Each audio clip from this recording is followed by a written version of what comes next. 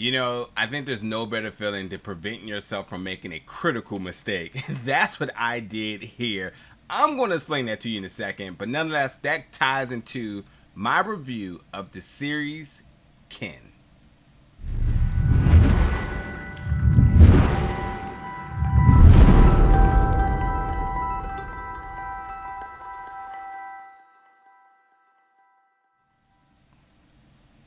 What's going on, everybody, and welcome back to my channel today for another review. Today, folks, we're going to be reviewing the series Kin, which is going to be premiering September 9th on AMC+.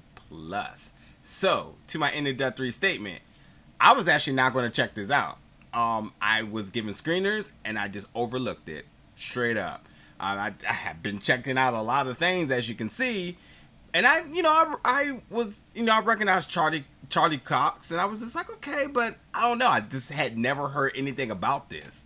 And this will be the first series that I have covered on AMC Plus. So, I really don't know what their identity is, and, have a sense of hope as to if this is going to be good to exhaust this amount of much time to check out something when I'm still behind on things right now. But I decided to check out one episode, and man, was I hooked ever since then. Like, I'm so happy I did, because this is right down my alley. It's just a fantastic series. It's 8 episodes, and I've only seen 6. And oddly enough, to have seen 6, this first season could wrap up on the end of episode 6. It leaves you on just a stunning cliffhanger that is so good that you like, I need more. But now I realize that I can watch the next 2 episodes eventually and figure out what happens after that. And so now I'm very curious to know how they're going to end this season, because if they would have left it off at 6, I would have said this is a fantastic first season.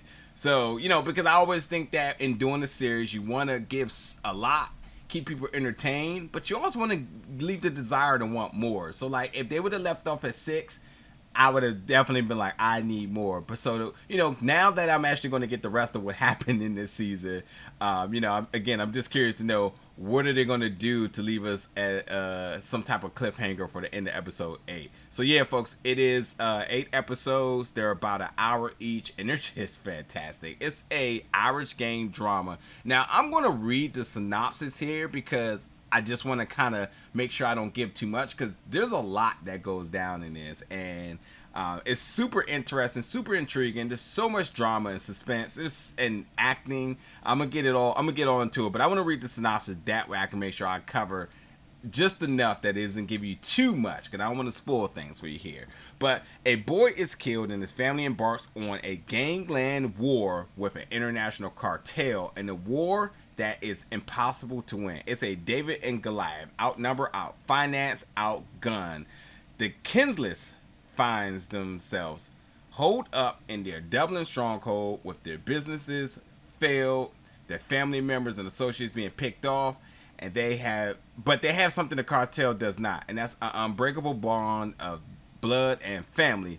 Kin is a world where gangsters are treated like reality stars, nicknames and celebrity status, where assassins dressed up as women, drug dealers kept exotic pets in their den, the world of drug and guns and murder, loyalty, family, and men and a woman. So, folks, that's a lot, and that's such a good synopsis. Like, that, if that doesn't intrigue you, I don't know what.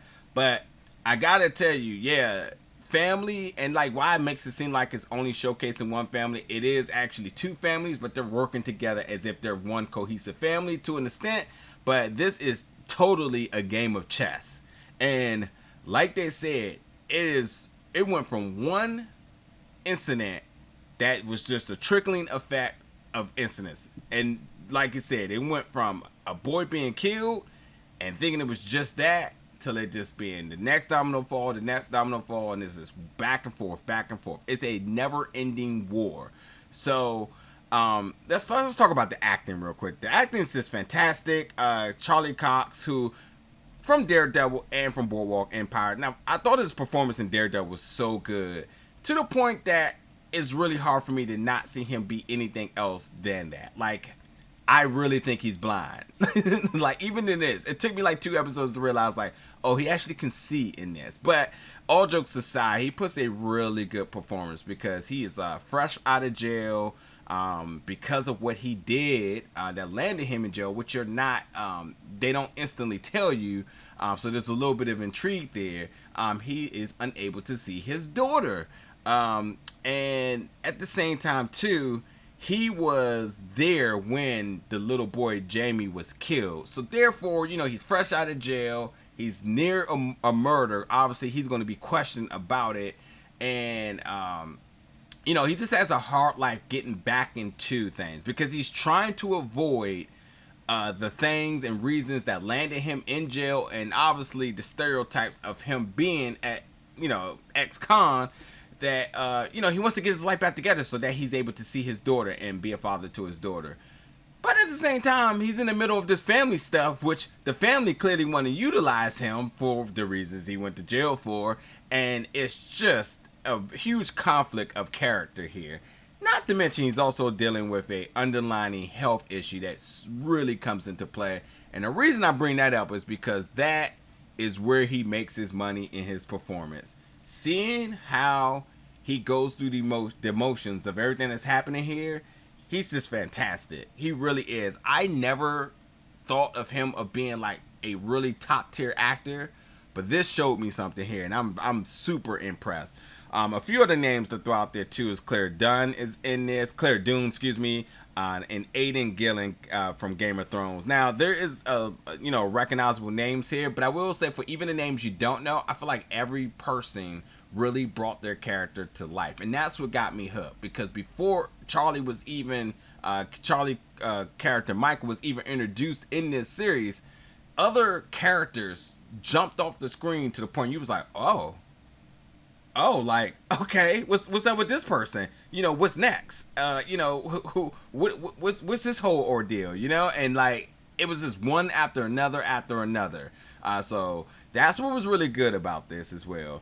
And then, like, you know, there's just so much violence. This show is brutal, and as I said, like every episode, somebody is taking an L. Like it's bad because with so much violence, it's just showing you that this war is never ending. For every single time that they try to think that the one side has the one up on the other, they don't. Somebody's coming back to retaliate. And it's just interesting enough that Charlie character Michael is just he's caught in the middle of this, because as much as he is part of the family, as much as he wants to not be involved with this, because anything he's attached to prevents him from him being able to clear his slate, obtaining a normal job, and getting his daughter back. So like, he's definitely in a very, very tough position. And, you know, both sides are just trying to make things right by anything necessary. And it clearly involves guns, and it's just never ending. And then beyond that, there's also some really deep family secrets that's also rooted into all of this. And yes, that brings on the drama. So there's so much going on here. I was really entertained by the dialogue, by the character work, the performances. The plot is super interesting. There's just so many things as to why I continue to go episode after episode after episode until I got to 6, where that's all I was able to see. And I was like, man, that was good. And then I looked it up. I was like, oh, it's actually 8? Oh, man. So now I can't wait to see the next 2. And I would have been cool with it just being 6 and waiting for the next season. But now I'm like, oh, my God, I need to see this now. So, you know, either way, however you want to look at it, it's still very entertaining. To me, this feels like a must watch. I don't see how you cannot like this unless you're just not a fan of gangs and family drama with guns and all that other stuff. If that's not your cup of tea, then it's cool. But if any of this sounds interesting to you, you have to check this out, folks. So for real, I enjoyed this. This was Ken. Again, it's going to be premiering on AMC Plus September 9th. Folks, check it out. Let me know in the comments what your thoughts about this when you do. Check out the trailers too. Let me know your thoughts about the trailers and see if that interests you. And as always, stay tuned because more reviews are coming to you very soon. Thank you for watching, folks.